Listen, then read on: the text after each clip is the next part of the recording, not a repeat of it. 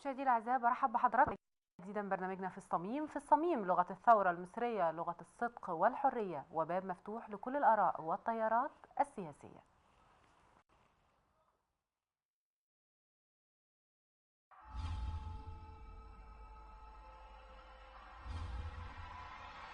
Come to die.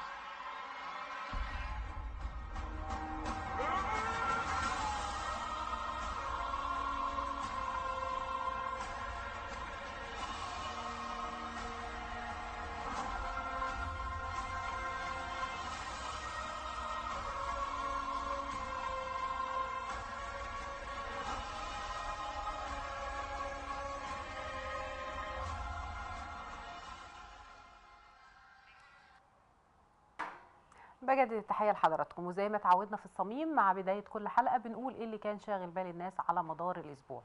الحقيقه بعد ثورتين، وبعد ما قلنا ان الشعب ممكن يكون الثورات اللي قامت واسقطت انظمه يا ريتها تكون بنت عقول وبنت وعي وشكلت وجدان، بس اعتقد ان احنا اسقطنا انظمه وما زلنا في مرحله وبدايه ان احنا نبني عقول ويبقى عندنا وجدان. اللي بيبص على الاحداث اللي موجوده في مصر على مدار الاسبوع واللي بتشغل بال المواطنين وبتشغل شاشات التلفزيونات والجرايد ومواقع السوشيال ميديا ومواقع التواصل الاجتماعي يعرف ان احنا البلد كلها، يعني مصر كوطن كده في مكان، والناس كلها في مكان تاني. يعني مش عارفه، هو احنا مش مقدرين طبيعه المرحله، مش مقدرين هو ايه اللي بيحصل، مش فاهمين هو ايه. يعني لما اكون ببني وطن بجد، وطن منهار اقتصاديا، وطن منهار سياسيا، يعني حاجات كتير، عندنا مشكلات كتير واجتماعيا وثقافيا واخلاقيا، وعمالين نتكلم في حاجات مشكلات والله لو بصينا لها بطريقه تانية خالص احنا هنعرف ان احنا في ازمه. يعني ازمه الطالبه مريم، بغض النظر هي مظلومه ولا مش مظلومه، ليها حق ملهاش حق، صح غلط، تعامل مع القضيه والتعامل مع الازمه. احنا بقيناش عارفين احنا موافقين على القانون ولا مش موافقين على القانون، موافقين على ان احنا نطبقه ولا مش موافقين ان احنا نطبقه.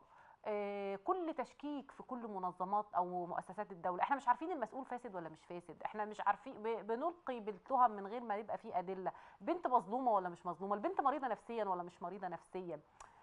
احنا بجد بقينا بنتكلم وبس علشان الكل عايز يتكلم والكل عايز يناقش، يا اللي مظلوم وبيقول ان البنت مظلومه فمتعاطف معاها جدا وبالتالي بيسيء للطرف الاخر، يا اما متعاطف مع الطرف الاخر طبعا المتمثل في وزاره التربيه والتعليم او الحكومه بقى بتدخل رئيس مجلس الوزراء ضد البنت. ما عادش عندنا حلول وسط وما عادش عندنا تعامل بعقلانيه.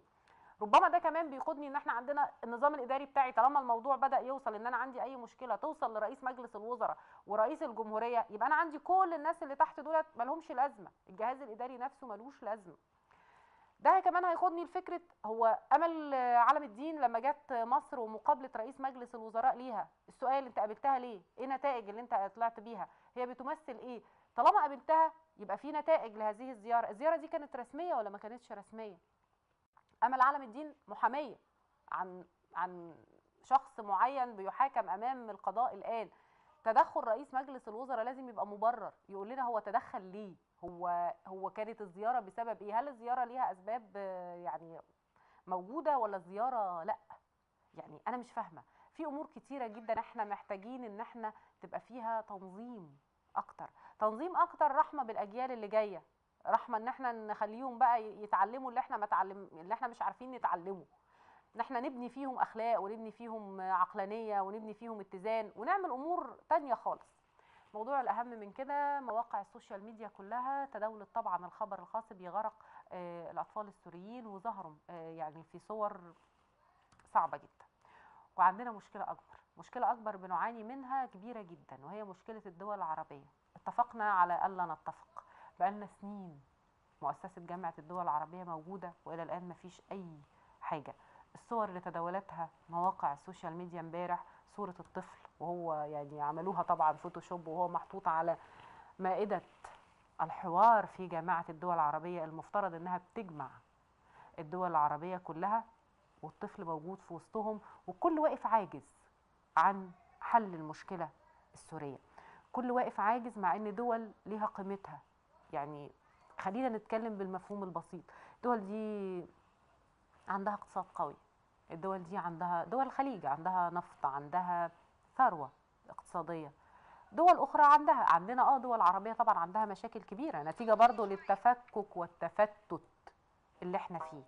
عبد الناصر زمان لما نادى بفكرة القومية العربية كان عنده حق، ولما كان في أغاني بتحث على القومية العربية وطني الأكبر وإن أنا بخرج بره حدود الوطن علشان أعمل قوة حقيقية، هو ده كان الأهم، وهو ده اللي احنا محتاجينه النهارده. لو ما فوقناش والله ما يعني انا مش فاهمه، يعني وافقنا ان العراق تقع، وافقنا ان ليبيا تقع، وافقنا ان سوريا يحصل اللي فيها، والى الان احنا مش عارفين نعرف نداوي قضايانا، مش عارفين نقعد نتفاهم في امورنا، مش عارفين نمثل ورقه ضغط، عشان احنا دايما الطرف المفعول بيه، احنا دايما مش الفاعل. وبالتالي مصير اطفالنا هيبقى كده، احنا زعلانين قوي وبنعيط على الطفل، ما ملايين اطفال تانية هتبقى كده.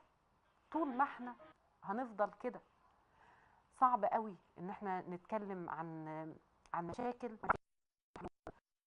او ما احناش عارفين نحل، مش عارفين احنا عايزين ايه، ولا عارفين احنا هنوصل لايه. الاطفال دول لو في دولة تانية الصورة دي اتنشرت كان العالم كله هيقوم ويقعد علشان الصورة دي. احنا الصور دي اتنشرت ومحدش اتكلم، ما عملناش حاجة، ولو قعدنا اتكلمنا ما بنوصلش لحاجة، بنقعد نتكلم ومفيش حاجة بنوصل لها، ما بنوصلش. احنا هنعمل ايه؟ مش هينفع طول ما احنا ماشيين كده. مفيش، يعني مصر بتقوم بدور كبير وبتبني في وقت الناس كلها بتقع، وعندنا ازمات كثيره جدا، وعندنا مشكلات كثيره جدا، بس مفيش دوله هتقوم من غير التانيه، ومفيش بلد ممكن انها الامن القومي حدوده مش جوه البلد كله، الدنيا لازم تبقى موجوده، ولازم يبقى عندي رؤيه علشان اقدر ابني صح وابني بجد. ده مش لمصر، ده لكل الدول العربيه اللي شهدت الاطفال اللي غرقت بهذا الشكل وما اتحركتش. مشاهدينا انتظروني بعد الفاصل وحوار عن المشهد السياسي الآن في مصر، وعن أيضا الخطوة الكبيرة اللي بينتظرها الجميع، الانتخابات البرلمانية إن شاء الله اللي هتتم واللي بدأنا فيه خطوات فعالية ليها. مهم جدا إن احنا يبقى واعيين بالمشهد السياسي، مهم جدا ان انا يبقى عندي برلمان قوي. ان شاء الله هنناقش النهارده حديثنا مع الاستاذ نبيل زكي، ضيفي اللي مشرفني النهارده داخل الاستوديو في الصميم، الكاتب الصحفي والمحلل السياسي والمتحدث الرسمي باسم حزب التجمع. بعد الفاصل انتظروني.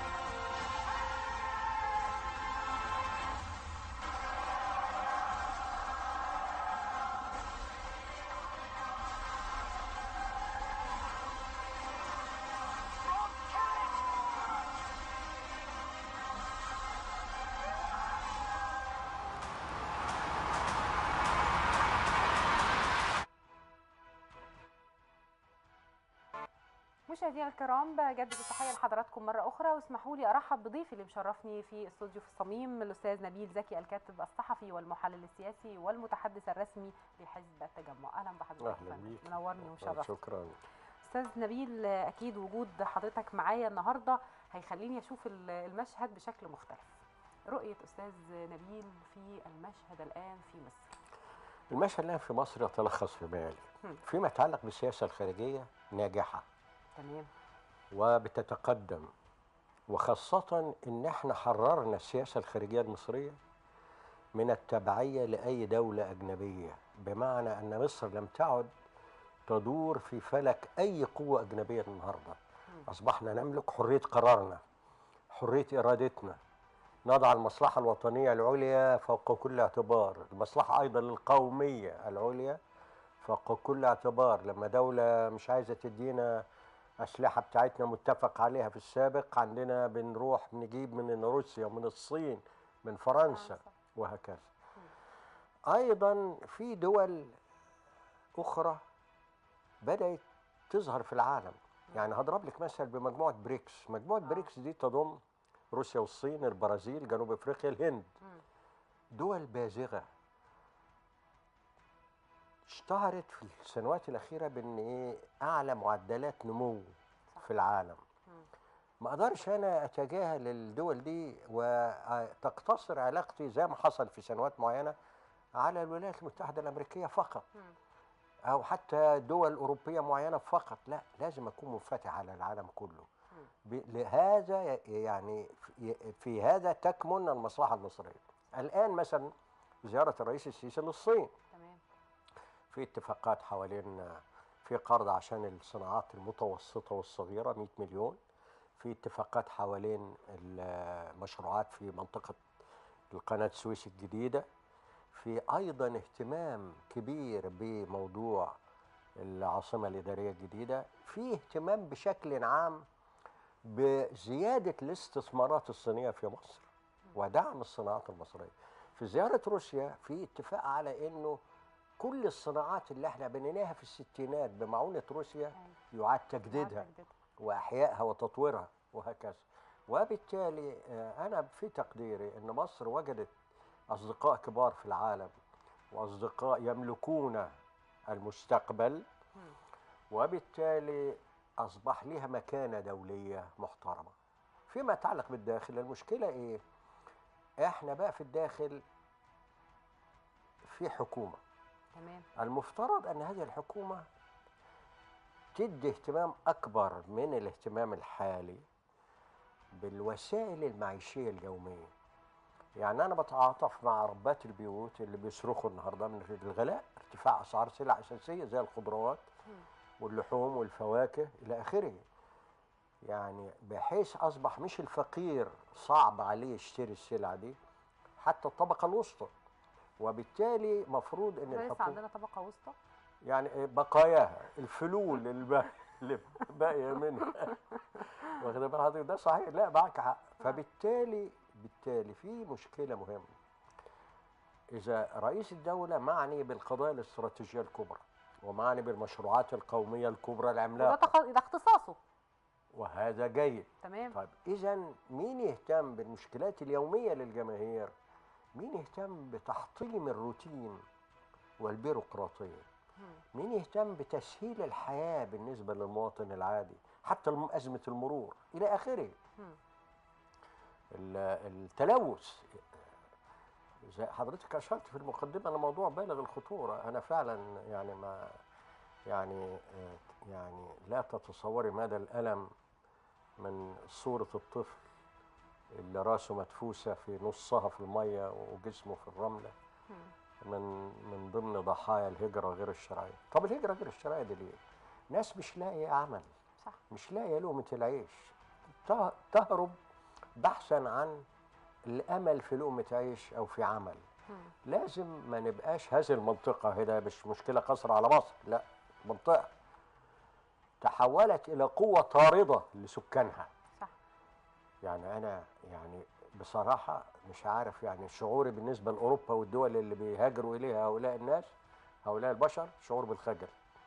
لأن إزاي أنا ما قدرتش أكفل حياة كريمة لهؤلاء مما يدفعهم دفعا واضطرارا إلى البحث عن حياة أفضل في مناطق مش أخرى. هيفضل، ده بيبقوا بنفسهم الى التهلكة أساسا، اللي هو يعني أنا أبقى عارف إن أنا رايح بالحياة. مخاطرة بالحياة.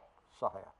فده المشهد العام. لكن بشكل عام علينا نقول ان احنا بدأنا من 30 يونيو نضع نفسنا على الطريق الصحيح. بمعنى ايه؟ انا كان عندي حكومة او نظام حكم موجود تتسيد الجماعة الإرهابية، لا تؤمن بالوطن او الوطنية، صح. لا تشعر بالانتماء الى هذا البلد. صحيح. مجرد ان احنا تحررنا منها ده في حد ذاته بيدينا امل كبير ان حتى المشاكل اللي احنا بنواجهها الان يمكن حلها طالما تحررت من الكابوس، طالما تحررت من جماعه اصلا مش موجوده في مش لا يعنيها هذا البلد.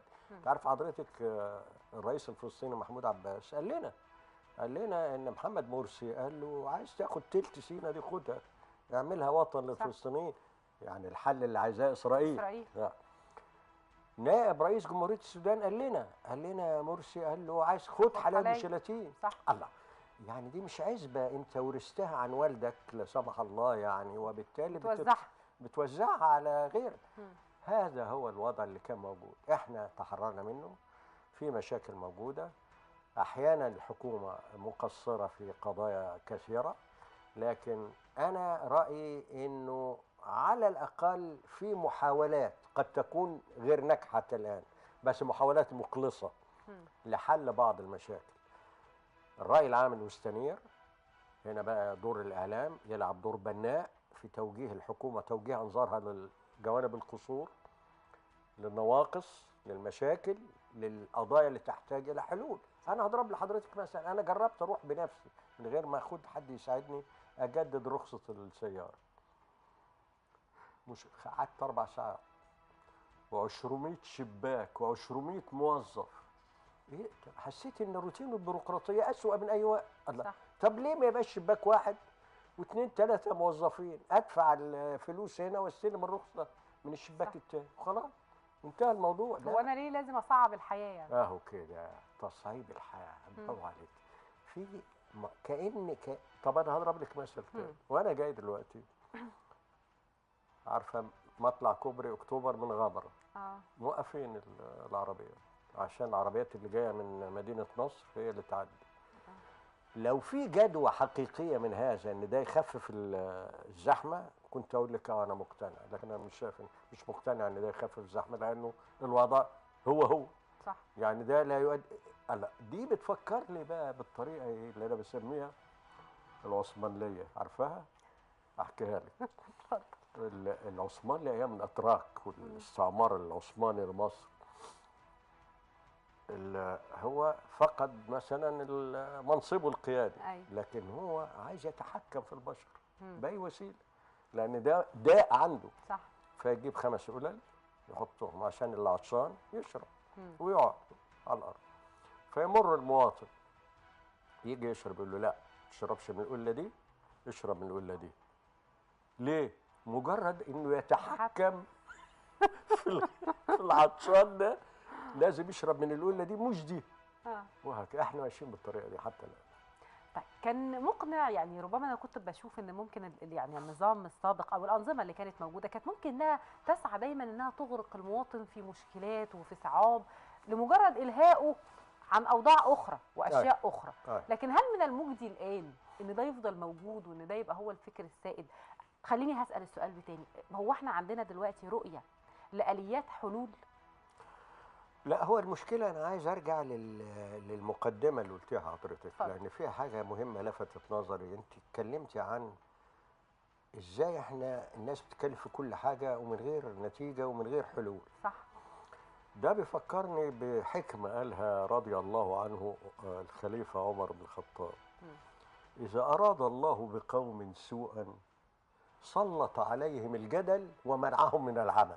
صح. ده وضعنا احنا دلوقتي، زي ما حضرتك قلت كل حاجه نناقشها لمجرد لذه المناقشه. صح. مش بهدف اي شيء. وضربتي حضرتك امثله على هذا، ده سليم 100%. انا عايز اقول انه الان يجب ان يكون في اهتمام باحياء القيم. يعني ايه؟ دلوقتي الحكومه مثلا بتواجه الارهاب باساليب امنيه، وده ضروري. فكريه. عايزين ايوه الاساليب المواجهه الفكريه. بمعنى ايه؟ انا عايز بصراحه اكلمك يعني. اتفضل. عايز ثوره حقيقيه في مناهج التعليم، لان مناهج التعليم اللي عندك دي تلغي العقل. صح. تكرس الجمود والغباء. صح. وتمنع اي اجتهاد. صحيح. وايضا عايز ثوره في الثقافه. وعايز ثوره في الاعلام. وعايز ثوره في الخطاب الديني. لو انا نجحت في دول يبقى انا حطيت طريقي قدمي على الطريق الصحيح. انا في تقديري انه في امكانيه لهذا الان، بس لو في جديه لو وزير التربيه والتعليم مستعد لهذا اهلا وسهلا، مش مستعد يجي غيره. مم. نفس الشيء بالنسبه للثقافه بحيث ان في نفس الوقت يبقى الاعلام رقيب على كل ده بيتم ازاي. مم. يعني انت مثلا لو تعرفي حضرتك في بعض مناهج التعليم عندنا دون الدخول في امثله عديده احيانا بتدرس وقائع عباره عن خرافات وشعوذه صح. لا علاقه لها بالحقيقه او بالعلم او بالدين، صح. انما خرافه وشعوذه لا مم. اكثر. تخيل حضرتك لما الجيل يطلع كده، انا عايز جيل يحترم العلم، يحترم العقل والاجتهاد، يفكر جيل يشغل دماغه. يفكر. بالظبط. جيل عايز اطلع منه عباقره مم. اكفاء في جميع فروع المعرفه البشريه. وعلى فكره عايز اقول لحضرتك حاجه، مم. انا في وقت من الاوقات كان صديقي الراحل كان الكاتب المسرحي الفريد فرج الله يرحمه كان يقول لي يا نبيل في حاجه يهمني اقول لك عليها. قلت له قال لي ما تخسر هذه البلد من عدم الكفاءه اكثر مما تخسره من الفساد. لانك انت لما تحط واحد غير كفء في موقع فيخربه، شوف الخسائر هتبقى قد ايه. صح. ده تكرر في مئات المواقع. جملة الرئيس عبد الفتاح السيسي اللي قال فيها المسؤول لو مش قادر يمشي. مظبوط. احنا عندنا في مصر ما فيش مسؤول انا مش قادر، انا مش قادر. ما هي دي المشكله. هو مش هيمشي لوحده، لا لازم يبقى في رقابه من جهتين، الراي العام صح. والاعلام وايضا من الحكومه. مم. يعني رئيس الحكومه يتابع الوزراء اللي عنده ايه الحصيله، ايه الانتاج، ايه التقدم اللي تحقق في المجال اللي هو متخصص فيه الى اخره، مم. ويحاسب. لان برضو من ضمن المشاكل اللي عندنا افتقادنا للمحاسبه، ثواب والعقاب. ثواب العقاب. الله ينور عليك. فدي مشكله مهمه جدا. مم.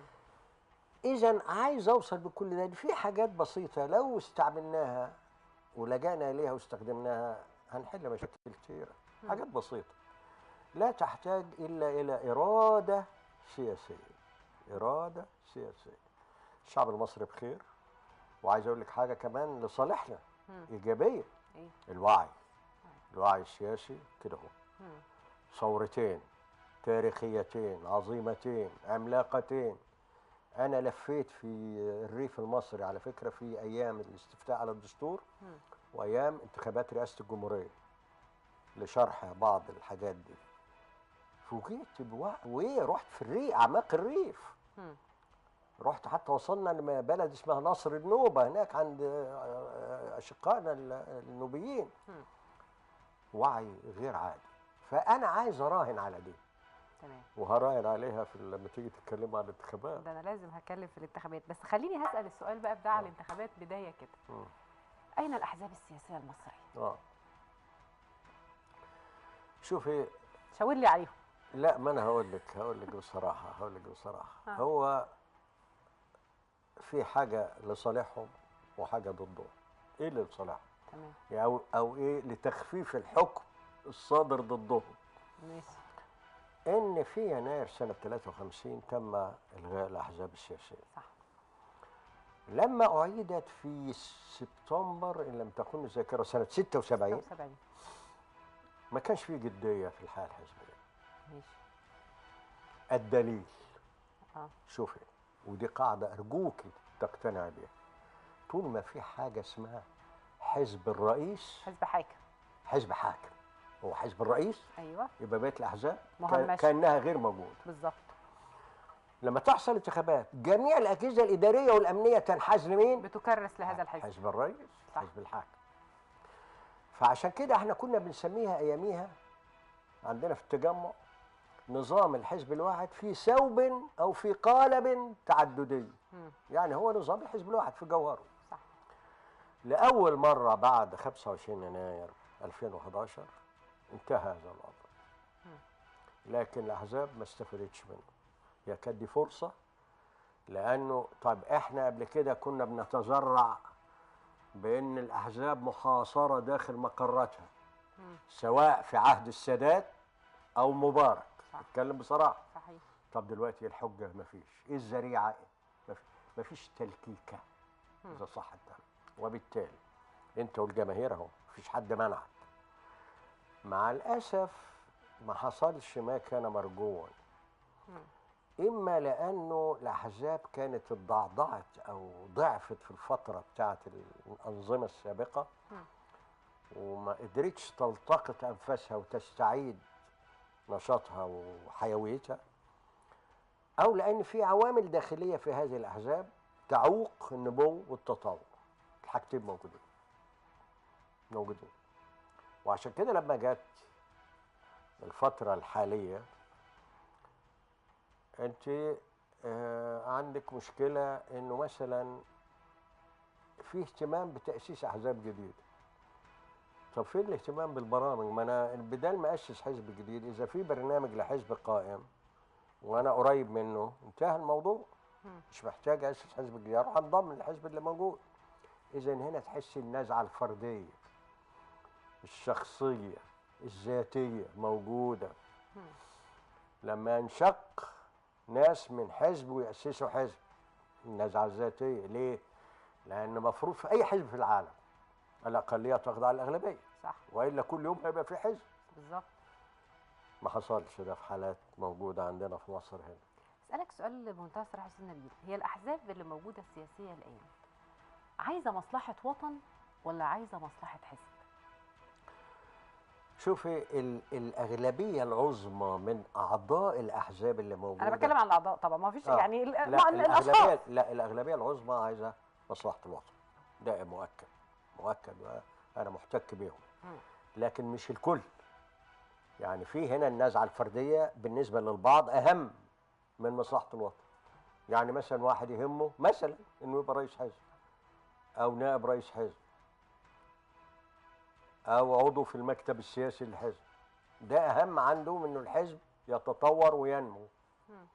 طب انا اقول لك اكتر من كده، ممكن تلاقي وضع خطير جدا ومحدش مؤكد كلمك عنه قبل كده. مم. واقول لك على سر، افرضي في حزب آه. تلاحظي مفيش اهتمام بتجنيد اعضاء جدد، بالظبط. ان الحزب ينمو يتطور. مثلا بدل ما هو 3000 يبقى 30000، بدل ما هو 30000 يبقى 300000. مم. ليه؟ اقول لك الاجابه. آه. لأن البعض بيخشى لو الحزب ده نما وكبر وتضخم يفقد السيطرة عليه. بمعنى إن في فرق بين إنك أنت تقودي دكانة صغيرة أو جمع ضخم من البشر، أن هو أسهل في السيطرة عليه العدد الأقل. طب وثقله؟ مش مهم. المهم إن القيادة تبقى وتخلد وتجدد وجودها. ده الحزب الوطني كان كويس بقى لانه كان بيوسع دايرته فكان قادر. ده معنى ذلك ان احنا الاحزاب بتاعتنا عاجزه عن لا، السيطره. الحزب الوطني كان حل مشكلته ازاي؟ مم. القياده معينه من رئيس الجمهوريه اللي هو رئيس الحزب وموجود. وبعدين انا اعرف ناس في الحزب الوطني كانوا يروحوا بلدهم ويرجعوا يقولوا لي الله، ده احنا لما رحنا البلد لقينا ان حطونا اعضاء في الحزب الوطني بحكم وظيفته. او الى حضرتك عارف طبعا. فبالتالي عشان كده بقى عنده ايه 3 مليون عضو. ساعه الجد في 25 يناير لقيت انت ال 3 لا مليون؟ طبعا، ما هو كان حاجه هلاميه. بالظبط، ما لقيتيش حاجه. فاذا اهو ده حزب من على الورق يعني، واخد بالك؟ فانا في رايي انه الوضع بالنسبه للاحزاب الحاليه، يعني مثلا هقول لك مشكله في الاحزاب الحاليه برضه بصراحه، في دور كبير اكثر مما يجب. انا مش ضد رجال الاعمال، بس ضد انهم يتحكموا في الاحزاب. ده موجود حاليا في بعض الحالات. رجال الاعمال بيتحكموا في الاحزاب بصفاتهم الحزبيه داخل الحزب ولا بتمويل للحزب؟ تمويل. تمام. فدي مشكله موجوده. وبعدين الحكومه ما بتساعدش، بدليل انه لما تيجي تعمل انتخابات تقول لك هي اللي بتقول في القانون بتاعها ايوه ان سقف الانفاق المالي بالنسبه للقائمه 7 مليون ونص، بالنسبه للفرد نص مليون. طب انت لو عندك نص مليون تصرفيهم في الانتخابات، معنى كده ان عندك 20 30 مليون. هتضحي بقى بنص مليون دي ترميهم في السوق؟ ما ينفعش. افرضي انك انت موظفه يبقي الا مرتبك، مم. لكن انت مؤهله تكوني نائبه ناجحه وقادره على الرقابه والتشريع مم. وعندك تتحل خبره الأزمة دي ازاي يا سياسيه. استاذ نبيل؟ يعني فكره الانفاق على الانتخابات دي فكره موروثه، يعني ما هيش جديده علينا، وان عضو مجلس الشعب علشان يدخل مجلس الشعب لازم يصرف حمله دعائيه، يصرف اكل، يفتح مقرات انتخابيه. امتى ممكن، يعني ازاي احلها؟ ازاي النائب يوصل للناس من غير ما يدفع؟ هقول لحضرتك، نمره واحد، لو انا حطيت سقف مالي نص مليون، مم. يبقى عمليا المرشح هيصرف 3 4 3 مليون 4 على طبعا الاقل. طبعا. رغم ان انا في الانتخابات البرلمانيه اللي فاتت اعرف في مرشحين انفق كل واحد منهم 30 مليون، مش هقول لك الاسماء، يعني غفر الله له. كويس، مش مشكله. انا كحكومه بقى اعمل ايه؟ السؤال بقى المهم، مم. اللجنه العليا للانتخابات في الانتخابات اللي فاتت وضعت قواعد، صح منها حاجه اسمها السقف المالي. صح. طب حسبت اللي انفق 30 مليون؟ لا بلاش. حسبت اللي استخدم شعارات دينيه؟ طيب المره دي هي بتقول بقى هنشطب اسم المرشح اذا تجاوز السقف المالي واذا ردت شعارات دينيه. مم. هنلجا للمحكمه الاداريه العليا ونشطب اسمه. هل ده هيحصل؟ اذا حصل احيي اللجنه العليا. طب يشطب اسمه امتى؟ اثناء الانتخابات ولا بعد نجاحه؟ لا، اثناء. اثناء. وهو لسه مرشح، تمام. لانه الشكوى جت ضده هو بيمارس دعايه انتخابيه خطا تجاوز بيها القواعد، مخالف للقواعد. مخالف للقواعد. تمام. يبقى ما استناش بقى لما يدخل او ما يدخلش. هي دي، فدي امثله. بالنسبه يعني لفكره الانتخابات الان، دلوقتي احنا خلاص بدانا في التقدم للاوراق والمرشحين بداوا يتقدموا. توليفه المجلس، يعني كتير قوي من الناس يقولوا انا ممكن اتوقع دلوقتي تشكيل المجلس يبقى ايه وفقا يعني لما هو مطروح على الساحه، مع اننا لسه ما فيش قوائم تقدمت. يعني احنا لسه ما عندناش علم بقوائم اللي كملت، احنا الى الان ما فيش قائمه كملت وقدمت ودي مصيبه. يعني ان انا ما عنديش قائمه كامله غير ربما قائمه حزب النور هي اللي معده يعني سلفا. دي مصيبه، انا شايفاها دي مصيبه، ان انا الى الان انا اعلم ان ما زالت المفاوضات مستمره الى الان في تشكيل القوائم. شوف اقول لك بنفس الصراحه، بنفس الصراحه، لانه ما عادش في يعني وقت او طرف لعدم المصارحه. مصر في حاله حرب. هذا صحيح. صحيح. في معركه وجود. هذا صحيح. حضرتك في المقدمه اشرتي اشاره بالغه الاهميه للوضع العربي. طبعا. وانا مره ثانيه بحيي المقدمه بتاعتك. ميرسي يا فندم، شهاده اعتز بيها. اتكلمت عن دول انهارت، ما عادش فيها دول. صح. يعني دول بلا دوله. يعني العراق واحنا ساهمنا في انهيار. بالظبط، مقسم عمليا العراق. وفي دوله داخل الدوله اسمها الدوله الاسلاميه، داعش يعني. سوريا 5 سنين حرب. شوف الضحايا كام، بيقال انها 200,000، انا رايي ممكن يبقى اكتر. طبيعي. المشردين 4 مليون. ليبيا فيها 2000 ميليشيا بتحارب بعض ومفيش دوله. اليمن اديك شايف. البحرين. وهكذا. ومنهم دولتين يعتبروا من الدول العربيه الهامه زي العراق وسوريا. سوريا حاربت معانا في اكتوبر. وليبيا. وليبيا دي دوله نفطيه وغنيه وممكن صح. الى اخره. طيب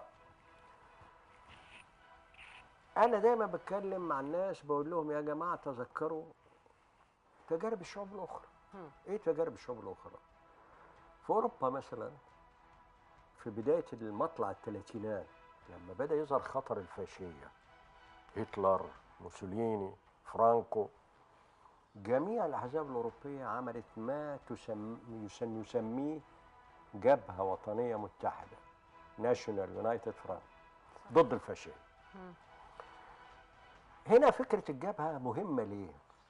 الحزب مش بيلغي نفسه، موجود بكيانه بهياكله بتنظيماته، موجود، لكن بيعمل اتفاق مع احزاب اخرى على برنامج مشترك. اندماج.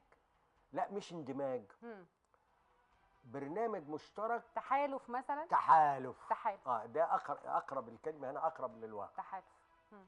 يتحالف مع الاحزاب الاخرى ضد هذا الخطر الداهم. مم. احنا بنواجه نفس الوضع، ومع ذلك احنا طالبنا، او انا شخصيا طالبت بجبهه وطنيه متحده، لكن ما فيش استجابه. احنا مش عارفين نعمل قايمه، هنعمل جبهه وطنيه متحده يا استاذ نبيل؟ يعني. لا، بس انا رايي دي ضروره وطنيه. ها. وعلى فكره عايز اقول لك حاجه، احنا مش هنيأس يعني، لحد اخر لحظه هنتكلم في الموضوع ده برضه معاهم. مم. ليه بقى؟ لانه انا عايز اللي يعنيني في المرحله دي مش المحاصصه. يعني ايه المحاصصه؟ عشان المشاهد يتابعنا.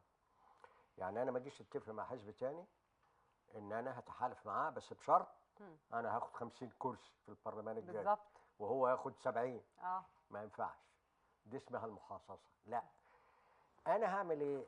حضرتك نازله في دايره انتخابيه مرشحه وطنيه مخلصه، عندك شعبيه، عندك فرص تنجحي، تعرفي تكلمي الناس، تشرحي برنامجك الانتخابي ضد المتاجرين بالدين.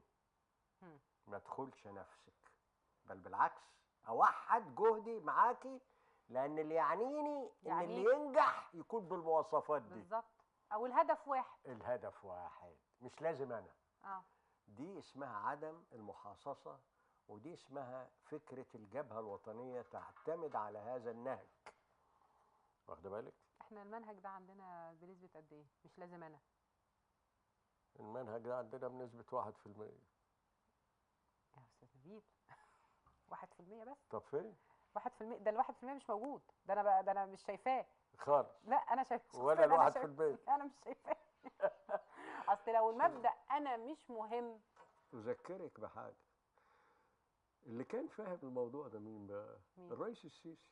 طبيعي. وده يلفت نظري، اتكلم كم مرة عن الاصطفاف. اجتمع بالاحزاب كم مره وقال لهم اعملوا قائمه موحده او وأنا قائمه أيدها. وطنيه، وانا ايدها وادعمكم فيها لانها قائمه حصل؟ وطنيه. ما طبيعي. حصلش. ما حصلش. ليه؟ الخناقات مستمرة، وكل واحد عايز يبقى هو موجود ومش مهم غيره يبقى موجود، وهكذا. مم. ومع ذلك هتقولي لي معنى هذا انت بتقدم نظرة سوداوية او متشائمة؟ اطلاقا. مم. انا براهن على حاجة واحدة اللي انا قلت لك عليها من شوية، وعي الناخب المصري. طيب شايف نسبة وعي بقى المواطن المصري قد ايه؟ خلينا نتكلم بصراحة، خلينا نقول ان ربما في القرى والنجوع البسيطة يبقى النائب او المرشح معروف، معروف ابن مين، هي مين اللي مترشح. في المدن الكبرى مش هتلاقي ان حد يعني اراهن مثلا لو سائقي التاكسي والميكروباص والعاملين والموظفين الصغار والمواطنين والبائعين الجائلين يعرفوا ان فاتن مثلا هتترشح. كويس. ازاي بقى هيبقى في وعي؟ هقول لحضرتك، هيبقى اكيد انت هتعملي مؤتمرات انتخابية، هتتكلمي مع الناس، هتلف في الدائرة، هيسمعوك بالحاسة الفطرية اللي عند الناخب، هيعرف انت معاه هتدافع عن مصالحه ولا لا. هيشوفك بعد كده في الدايرة ولا هتختفي، ما يشوفكيش خالص. أنا في رأيي إن الناخب المصري يملك هذه الحاسة. وبعدين البعض بيقول الفلوس. احنا بنقول للناس حاولوا تاخدوا، إذا حد عايز يوزع عليكم فلوس خدوا يعني، بس انتخبوا بضميركم. وما تلتزموش ايه، ما تعملش ايه، تديش مشتري الصوت ضمانه تملكه منك ان انت صوتت بالطريقه اللي هو عايزها. دي هي النقطه. على كل حال انا رايي انه في عوامل كتيره بتخلي ان البرلمان الجاي، في نقطه تانية انا براهن عليها برضه، هكلمك بصراحه. مهما كانت تركيبته يا استاذه، السيسي له شعبيه، مظبوط؟ مظبوط. طيب البرلمان ما يقدرش يقف ضد السيسي لانه له شعبيه. طب والدستور؟ الدستور ماله؟ والدستور يعني الامكانيات اللي اتاحها او الاشياء، لن المواد تستخدم ضد المصلحه الوطنيه او ضد استقرار النظام. استحاله. ليه؟ لان في الحاله دي هيصطدم هذا البرلمان مش بالرئيس الجمهوريه، بالشعب، بالناخبين. استحاله. فده عشان كده انا متفائل رغم كل العوامل السلبيه اللي قد تظهر في الصوره. رايك هنا ايه في اهم حاجه اتفضل. هي دي. فاتفضل. رأي حضرتك ايه في القوائم الموجودة الآن على الساحة؟ يعني أنا دايما بنقول إن احنا يعني احنا القوائم بتلعب في المساحة الضيقة. أنا عندي مساحة كبيرة 80% مستقل، لكن خليني أقول شايف المشهد بتاع القوائم إزاي؟ هينتهي على إيه؟ اول خطا وقعت فيه الاحزاب، وانا شاركت في اجتماعات يعني لا حصر لها. مم. يؤسفني اقول لك ان الاحزاب شغلت نفسها لفتره شهور بالقوائم على حساب اهتمامها بالمقاعد الفرديه، بالمقاعد الفردية طبعا. رغم القوائم زي ما حضرتك قلت 120 كرسي بالظبط. وهناك 448 كرسي. انما ايه ليه؟ هقول لك ليه برضه بنفس الصراحه. القوائم تخلي المرشح تحط اسمه، خلاص مش محتاج ينزل للناس بقى ولا يتعب دماغه. القايمه هتشيله هو واللي معاه، خلاص. تمام. بينما المقعد الفردي فيه شغل، فيه جهد بالظبط. كبير لازم يعمله. فبعض رؤساء الاحزاب كانوا حريصين ان هم يبقوا في القوائم. نركن إلى القوائم. يعني وبعدين نشوف بقى الفرد ده بقى. ده خطأ كبير وقعوا فيه وكارثي. لكن أنا في تقديري إنه في أسماء أخرى كتيرة في القوائم باهتة بلا تاريخ سياسي بلا مواقف معروفة. وأنا بكلمك بصراحة. لكن ما يعنينيش ده. أنا يعنيني 448 أكيد هيطلع فيهم ناس علاوة على قلة من القوائم مخلصين عايزين مصلحة البلد. لأنه أنت في النهاية عارفة إن عندك شخصيات قد تكون بلا خبرة سياسية أو حتى انتخابية، لكن عندها قدر من الوطنية هتشتغل أنت عليه كدولة، هتراهني عليه. هو ده اللي أنت المساحة اللي تشتغلي فيها. وأنا في تقديري خلال نفس لما يبدأ يفتح باب الدعاية الانتخابية هيبقى فيه فرصة إنه يبقى فيه دروس كتير في الوطنية وحب هذا البلد وتسابق على خدمة مصالح المواطنين. يعني مثلا هيبقى فيه كلام كتير أنا بتوقعه من دلوقتي عن عارفة إيه؟ العدالة الاجتماعية، شعار ثورة 25. هيبقى فيه تسابق. 52. نعم. وثورة 23 يوليو. طبعا. هيبقى فيه تسابق على العدالة الاجتماعية تترجم إزاي؟ ازاي نكافح الفقر، ازاي نكافح البطاله، ازاي نضيق الفروق بين الطبقات، ازاي نضمن انه الحد الادنى للاجور يكفي المواطن والحد الاقصى للاجور يبقى معقول مش مغالى فيه. ازاي ايضا نضمن الرعايه الصحيه، الرعايه الاجتماعيه. ازاي ان انا اامن المراه الامومه والطفوله والشيخوخه. كل ده لازم في أي مجتمع النهاردة في العالم يضمن. دي حقوق أساسية للمواطن. أساسية. يعني أنا ما أقدرش النهاردة أجي أقول للمصري مش عارف عندك كام مليون عندهم فيروس سي؟ مش أقل من 12 مليون. دي لو قلت لهم الدولة ملهاش دعوة بيكم روحوا عالجوا نفسهم، كان بقول لهم روحوا موتوا. لأن عارفة حضرتك الحقنة بكام؟ طبعا. وكام حقنة؟ احسبيها هتلاقي استحالة إن مواطن يتحملها إلا إذا كان مليونير. صح. طب يعني فإذا الرعاية الصحية جزء أساسي من تركيبة المجتمع المصري. من غيرها يستحيل. فده لازم يبقى فيه كلام كتير عنه في الفترة اللي جاية. اتمنى ان هو ما يكونش كلام فقط، واتمنى ان هو ما يكونش استخدام للشعارات فقط. يعني ما نلعبش على احتياجات المواطن ومشاعره في ان احنا نقول عداله اجتماعيه ورعايه صحيه، وانا ما يكونش عندي اساسا آلية ورؤيه لازاي انفذ واعمل عداله. تفائلي بالخير تجديه. ان شاء الله يا فندم. انا بشكر حضرتك جدا استاذ نبيل زكي، الكاتب الصحفي والمحلل السياسي والمتحدث الرسمي لحزب التجمع. شكرا جزيلا ان حضرتك شرفتيني النهارده يا فندم. اهلا بيك. مشاهدينا بتمنى ان احنا نكون قدرنا نوصل لحضراتكم المشهد، قدرنا نتكلم عن الانتخابات. بس انا عايزه اقول حاجه، نقطه مهمه بوجهها للمواطن. انت الاهم، وانت الملك، وانت اللي مالك لكل حاجه، وانت اللي بتحرك الامور. فما تخليش الفلوس تخليك اضعف، عشان انت الاقوى، هو المرشح اللي محتاجك مش انت. الان هو اللي محتاجك مش انت اللي محتاجه. انت محتاج مرشح قوي عشان يعمل لك تشريعات قويه وقوانين قويه، ويبقى في رقابه قويه على الجهاز التنفيذي داخل الدوله. فانت الاهم، وانت اللي المفروض تبقى الاقوى. واختار صح علشان تقدر ان انت تعيش وتعيش ولادك فيما بعد صح. وفي النهايه اللهم احفظ مصر.